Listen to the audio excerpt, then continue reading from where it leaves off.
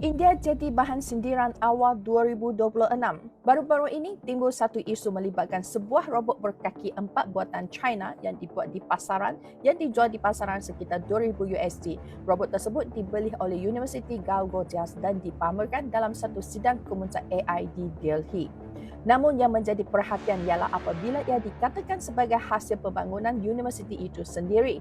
Dalam rakaman video, Profesor Neha Singh memaklumkan bahawa robot anjing tersebut dinamakan Orion dan dibangunkan oleh Pusat Kecemerlangan Universiti berkenaan.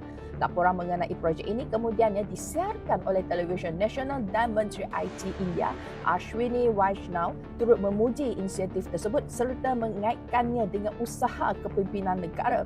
Bagaimanapun, tidak lama kemudian timbul dakwaan bahawa robot itu sebenarnya merupakan model komersial Unitree Go 2 keluaran sebuah syarikat teknologi dari China dan bukannya ciptaan baharu universiti tersebut.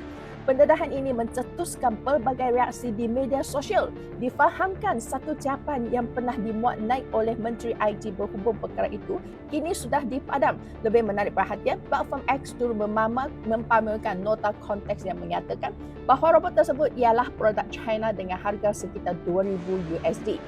Beberapa akaun luar negara turut memberikan komen sinis terhadap situasi ini, mendakwa bahawa sebuah universiti India telah mempersembahkan produk komersial luar sebagai hasil inovasi sendiri. Sejumlah media tempatan serta tokoh berpengaruh di India juga tampil mengkritik, menyifatkan insiden ini sebagai sesuatu yang mencela imej negara di mata antarabangsa.